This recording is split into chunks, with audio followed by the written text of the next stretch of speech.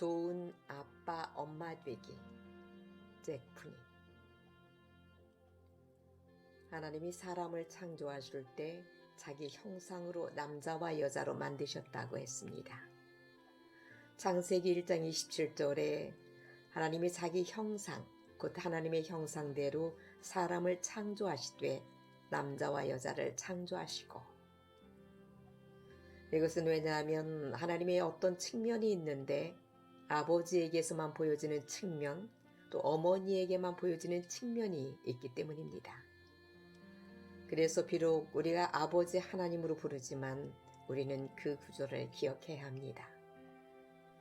하나님이 자기 형상으로 창조하시되 남자와 여자로 만드셨다. 하나님의 형상에는 남자, 여자 형상이 다 들어있습니다. 이것이 남자와 여자가 하나님 앞에서 동등한 이유입니다. 비록 이교도 문화에서는 여성을 열등하게 여기지만 기독교는 이 진리 위에 기초합니다. 즉 하나님은 남자와 여자를 함께 창조하셨어요. 남자만 아니라 남자와 여자가 함께 하나님의 형상을 나타나게 하셨어요. 하나님이 우리에게 자녀들을 주실 때 그 자녀들이 아빠와 엄마에게서 봐야 되는 가장 중요한 일은 그 하나님의 형상입니다. 그 형상이 마귀에 의해 파괴되었죠. 죄가 에덴 동산에 들어왔을 때 그때 하나님이 얼마나 실망하셨는지요. 하나님이 창조하신 첫 번째 아빠와 엄마가 그들의 첫 번째 아이를 키웠는데요, 살인자가 되었습니다. 이것은 매우 심각한 문제였습니다. 이 세상에 태어난 첫 번째 자녀가 살인자였어요. 사탄의 형상을 가지고 태어난 것입니다. 살인자. 사탄은 도적질하고 죽이고 멸망시키는 자죠. 이렇게 된 것은 아담과 하와가 마귀의 거짓말을 들었기 때문입니다. 너희가 하나님처럼 된다는 말. 하나님은 그들을 자기 형상으로 창조하셨어요. 하나님처럼 창조하셨죠. 그렇다면 마귀의 말에 잘못이 무엇입니까? 마귀가 의미하는 바는 너희는 하나님 같은 권세와 지위를 갖게 될 것이다. 아무도 자기에게 문제를 제기할 수 없고 하나님이 그런 분이십니다. 그러나 그게 하나님이 자기 형상으로 사람을 창조하신 목적이 아니었어요. 그분은 인격 또는 성품적으로 자기를 닮기 원하셨죠. 이 세상에서 인격적으로 하나님을 닮으려는 사람은 거의 없습니다. 예를 들면 우리 중에 종국에 천국에 갈 사람이 있다고 믿습니다. 모든 사람이 갈 수는 있지만 모든 사람이 가지는 못하겠죠. 어쨌거나 우리 가운데 종국에 천국에 가서 하나님을 얼굴과 얼굴을 맞대고 배울 때 우리는 무언가를 발견하게 될 것입니다. 우리는 모두 그분이 거룩하심을 압니다. 그러나 제 생각에 우리가 그때 하나님에게서 발견하게 되는 첫 번째는 하나님은 매우 겸손하시다 일 것입니다. 이것은 마귀의 교만과 정반대죠. 모든 교만은 마귀로부터 오는 것입니다. 여러분이 교만한 사람을 볼 때마다 마귀의 형상을 보는 셈이 됩니다. 여러분이 교만한 크리스천을 볼 때마다 마귀에게 완전히 미혹받은 사람을 보는 것입니다. 여러분이 교만한 설교자를 보거나 다른 어떤 것이든지 교만한 사람을 볼 때마다 여러분은 일부라도 마귀의 형상이 그 속에 있는 것을 보게 됩니다. 하나님은 아담과 하와가 자기 형상을 반사하길 원하셨어요. 겸손, 사랑, 선함, 다른 사람에 대해 어떤 악도 원하지 않음 등이죠. 하나님은 누구에 대해서도 악한 일이 생기기를 바라지 않습니다. 심지어는 자기 대적에 대해서도 그렇습니다. 제 말의 의미는 악인들은 그 길로 가서 스스로 패망하는 겁니다. 사람들이 지옥에 가는 것은 누가 보내서가 아니라 자기가 그 길을 선택해서 가는 것입니다. 하나님은 우리가 자기들처럼 되기를 원하십니다. 이것이 바로 우리가 자녀들에게 전달해 줘야 할 형상입니다. 그렇게 되도록 가르치고 하나님을 닮도록 키워야죠. 그런데 이것은 매우 어렵습니다. 우리는 성령의 능력이 필요합니다. 우리에게 어떤 것보다 더 필요한 것은 지혜입니다. 하나님은 우리에게 하나님께 지혜를 구하라고 하셨어요.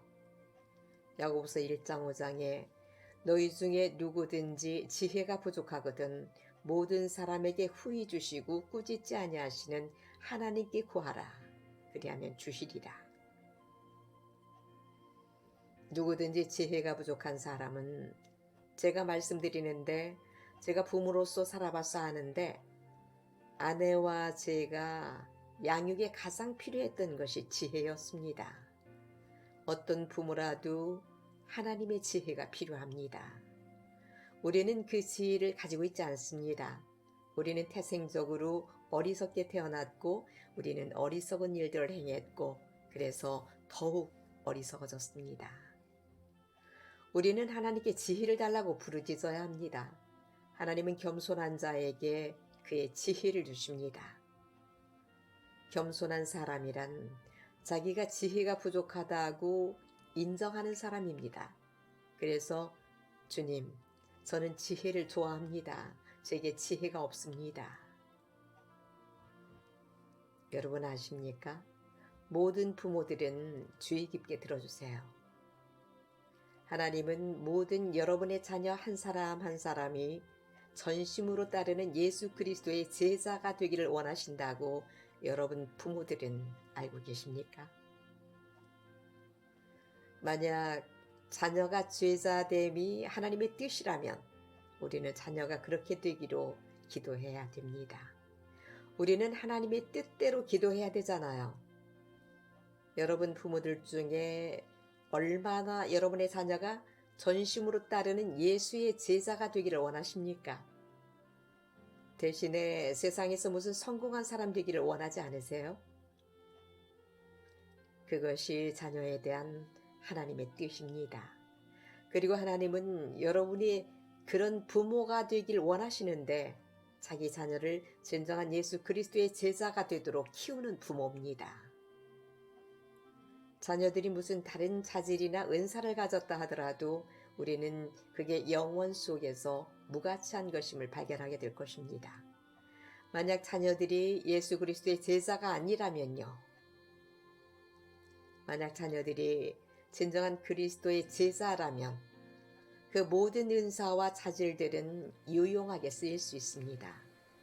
아시다시피 강도의 손에 들린 칼은 엉뚱하게 쓰이지만 같은 칼이 수술하는 의사의 손에 들리면 생명을 가져옵니다.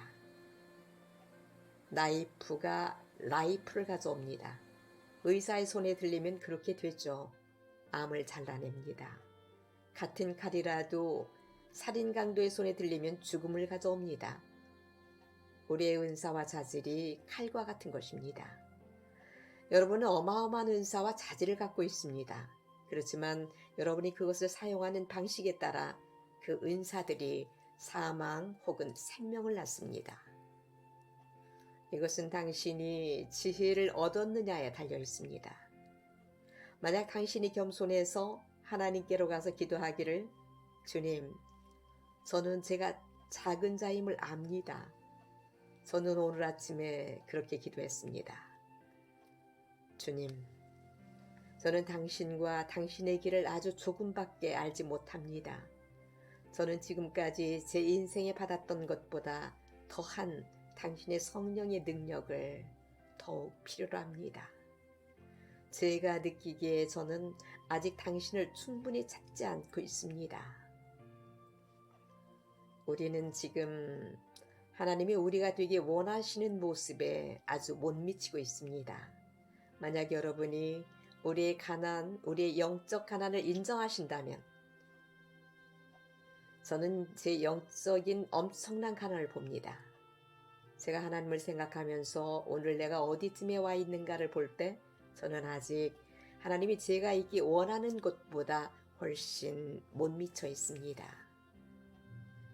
여러분이 그렇게 제자로 살고 자녀를 키우려면 지혜가 필요합니다. 하나님은 자기가 지혜가 부족하다고 인정하는 사람들, 그게 필요하다는 사람들에게 지혜를 주실 것입니다. 여러분이 부모로서 지혜가 부족하다고 느끼신다면 여러분은 자녀를 하나님을 경외하는 자로 키우게 될 것입니다. 그들은 전심으로 따르는 제자들이 될 것이고, 그러다가 어느 날 여러분이 주님 앞에 서게 될 때 기쁠 것입니다. 그저 여러분 자녀가 구원받아서 기쁜 게 아니라 제가 속마음을 말하면 저는 우리 자녀들이 구원받고 세례받는 것만으로 기뻐하지 않습니다. 많은 부모들은 그런 수준으로 기뻐하죠. 우리 애가 구원받았고 세례받았어요. 그게 전부입니까? 그게 전부라면 여러분은 많은 후회를 하게 될 겁니다. 우리 자녀 중 마지막 아이까지도 전심으로 그리스도를 따르는 제자가 되지 않으면 부모는 만족해서는 안 됩니다. 자녀들이 전심으로 그리스도를 따르는 제자와 결혼해야 합니다. 그래서 그들이 자녀를 낳아서도 전심으로 그리스도를 따르는 제자로 길러야 합니다. 이것이 우리의 목표요. 여기에 우리 열정이 있어야 합니다. 그렇지만 여러분이 뒤로 빠져서 쉽게 키우려 하고 제자, 그런 건 크게 문제되지 않아 라고 말한다면 어떻게 해서 그런 부모들이 천국에 갔다고 합시다. 그때 바벨론과 기독교를 섞어 설교하는 거짓 복음에 속은 것을 깨달을 것입니다. 우리가 주님을 따르는 것으로 충분한가요? 그렇다면 다음 세대는요? 이것이 우리 마음의 열정이 되어야 합니다. 하나님은 우리 마음의 소원에 깊은 것을 보십니다.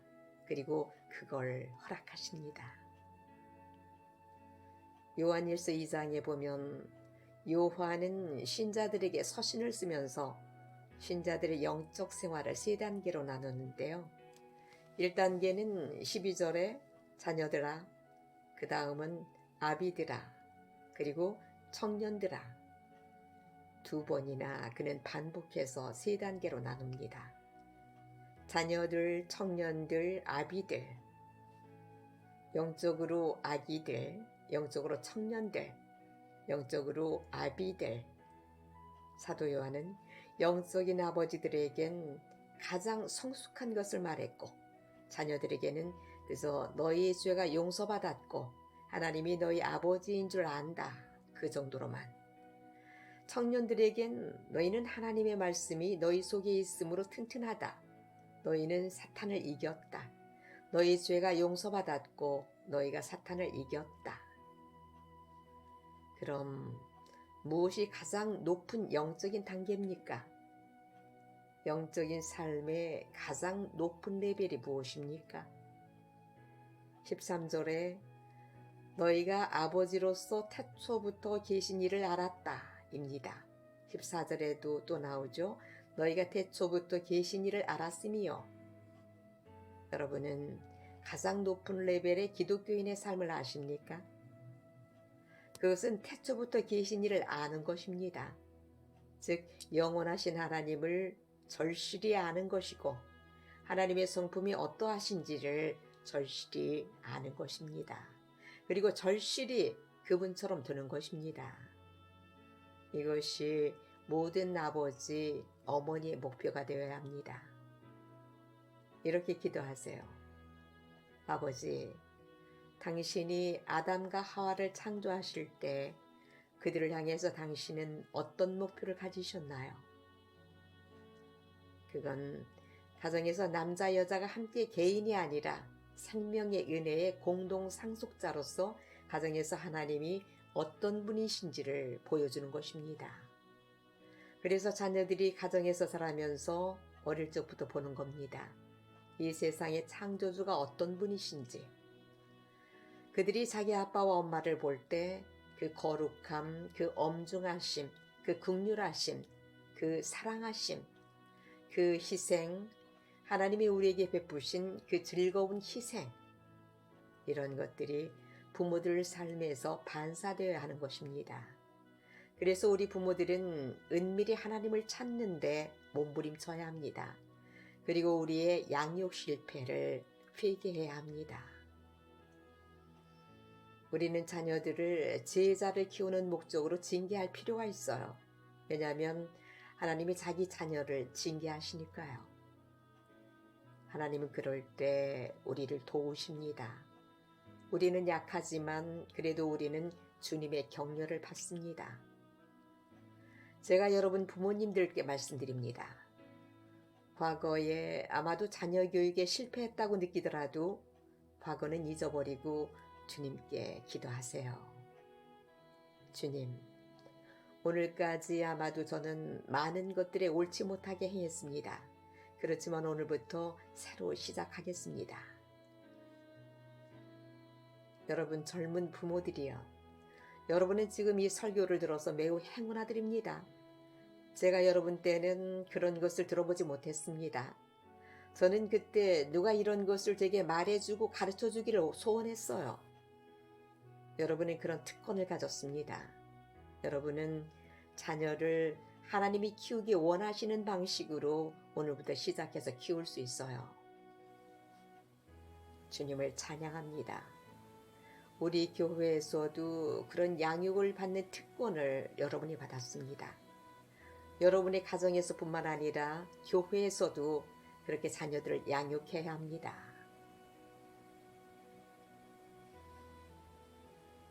기도합시다.